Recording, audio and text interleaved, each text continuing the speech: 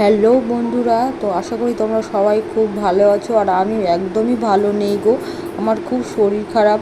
তবুও ভাবলাম যে ঘরেতে আজকে তো ঘর গোছানো হচ্ছে, তো ভাবলাম তোমাদের সাথে ভিডিওটা শেয়ার করি। এমনিতেই আমার কিছু কিছু বন্ধুরা বলছে তুমি বড় ভিডিও দাও না কেন, বড় ভিডিও দাও না কেন। সেরকম আমি কোথাও বেরোই না, কোথাও যাই না, ঘরেতেই শর্ট ভিডিও বানাই, তাই জন্য আমি না সেরকম বড় ভিডিও বানাই না। তো ভাবলাম আজকে ঘর একটু গোছানো হবে, ঝাড়াঝুড়ি হবে, পুজো সামনে, পুজো আসছে, তো তাই ভাবলাম একটু রিং লাইটটাকে একদিকে লাগিয়ে দিয়ে ব্যাস তোমাদের সাথে এই ভিডিওটা করা শুরু করলাম। তো তোমরা দেখো, এই চাদরটাকে তুলে নিলাম। আমি তুলে নেওয়ার পরে একটু সেই খাটটুকু আমার এই ঝাঁটা নিয়ে একটু বড় ঝাড়াঝুড়ি না করলে না সেই গদিটার মধ্যে অনেকটাই নোংরা থাকে। তো এই যে দেখো, ভালো করে বেশ করে আমি চারিদিকটা ভালো করে ঝেড়ে নিলাম, চারিদিকটা একটু ভালো করে দিলাম। তারপর দেখো, আমার তো স্টিলের খাটটা না একটু ভালো করে না মুছলে হয় না, হাতের দাগ পড়ে থাকলেই না কি বিচ্ছিরি লাগে দেখ। ভালো করে সেই খাটটাকে পরিষ্কার করতে হয়, তাই জন্য আমি একটু ভালো করে মুছে নিলাম। আমি প্রত্যেক দিনই মুছি খাটটা। তারপরে দেখো, আমি চলে এলাম ড্রেসিং টেবিলের কাছে, সেখানে অনেক নোংরা জমেছিল, বেশ করে পরিষ্কার করে নিলাম। আর এই যে সেই রবীন্দ্রনাথ ঠাকুরের ছবিটা, যেটা আমি শান্তিনিকেতন যখন ঘুরতে গেছিলাম তখন নিয়ে এসেছিলাম। আর এই একটু কলিন দিয়ে একটু আয়নাগুলোকে পরিষ্কার করলাম, অনেক দিন মোছা হয়নি তো, কলিন দিয়ে এরকমই মোছা হতো, সেরকম মোছা হয়নি, ওই জন্য বেশ ভালো করে একটু মুছে নিলাম। ভালো করে যখন পরিষ্কার করছি তো একটু ভালো করেই করবো। আর এই দেখো, এই লাইটটা সেরকম আমার হাত যায় না, তো যতটুকু গেছিলো যাই দেখো ফুলটা খুলে পড়ে গেল। তো ওটাকে ভালো করে যেন লাগিয়ে নিতে হলো, ওটাতে হাত ঠিকঠাক সেরকমভাবে যায় না। তারপর দেখো, বিছানার চাদরগুলো একটু টান টান করে তো পেতে নিতেই হবে। ওই যে দেখো, বিছানার চাদরগুলো একটু টান টান করে বেশ করে ভালো করে আমি একটু পেতে নিলাম বিছানার চাদরগুলো।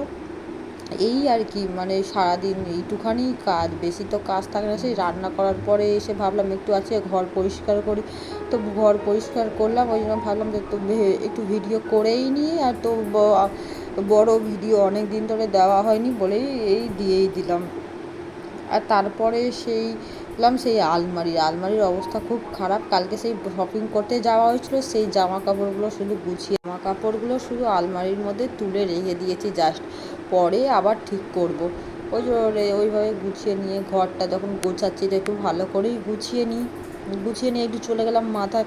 ভাবলাম আজকে চুলে একটু তেল দেবো, অনেক দিন তেল দেওয়া হয়নি, তো ভাবলাম আজকে একটু তেল দিয়ে দিই। ওই জন্য বেশ করে একটু চুলের, বলো তো আমার চুলটা কীরকম দেখতে।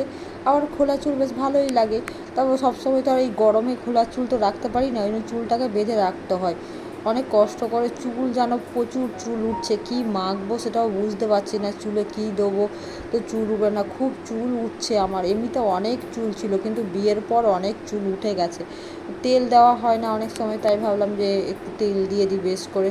তেল দিয়ে, দেখতেই পাচ্ছ আমি তেল দিচ্ছি বেশ করে, একটু তেল দিয়েই দিলাম। কারণ কি, চুল উঠলে না খুব কষ্ট হয়, যে চুল উঠে যাচ্ছে, অনেক চুল ছিল আমার, কিন্তু সব চুলগুলো উঠে যাচ্ছে। তো আমি চলে গেলাম চান করতে, তারপর চান করে চলে এসে দেখো চুলটাকে বেশ করে মুছে নিলাম। চুলটাকে মুছে নিয়ে আমি তো এমনিতেও সেই তোমাদের সে দেখতেই পাচ্ছ, আমি এমনিতে ভিজে চুল আঁচড়াই না, সেরকম সামনে একটুখানি আঁচড়ে নিয়ে এই সিঁদুরটাকে পরে নিলাম। এই দেখো, একটুখানি সেই আঁচড়ে নিয়ে, এই যে দেখো আমার চুলটা সেই ছাটার কাঠির চুল আমার। তারপরে চলে গেলাম ছাদে, জামা কাপড় মিলতে যেতে হবে, ওই জন্য ছাদে চলে যাচ্ছি। এই যে দেখো, ছাদে চলে এসেছি আমি। আজকে সেই ওয়েদারটা বেশ ভালো, ঠান্ডা ঠান্ডাও ছিল, গরমও ছিল, দুটোই ছিল, কিন্তু ছাদে বেশ ভালো লাগলো। এই জামা কাপড় যেগুলো শুকনো হয়েছে সেগুলো তুলে নিয়ে আবার চান করে সেই জামা কাপড়গুলো দিয়ে দিলাম ছাদের মধ্যে। জামা কাপড় না দিলে তো তাড়াতাড়ি করে শুকনো হবে না, তাই জন্য জামা কাপড়গুলো সব ছাদের মধ্যে শুকনো করতে দিয়েই দিলাম। তারপর চলে এলাম রান্না, কী রান্না করেছি তোমাদের, ঢ্যাঁড়স ভাজা, উচ্ছে ভাজা, ডাল, মাছের ঝাল ছিল, মাছের ঝাল, ভাত আর ঝুরি আলু ভাজা ছিল। তারপর আবার চলে এলাম ছাদে। দেখো আজকের ওয়েদারটা কি সুন্দর না। তো চলো আজকের মতো টাটা। তোমরা যদি আমার চ্যানেলে নতুন হয়ে থাকো তো প্লিজ চ্যানেলটাকে সাবস্ক্রাইব করে দিয়ে পাশে দেখো। টাটা বন্ধুরা।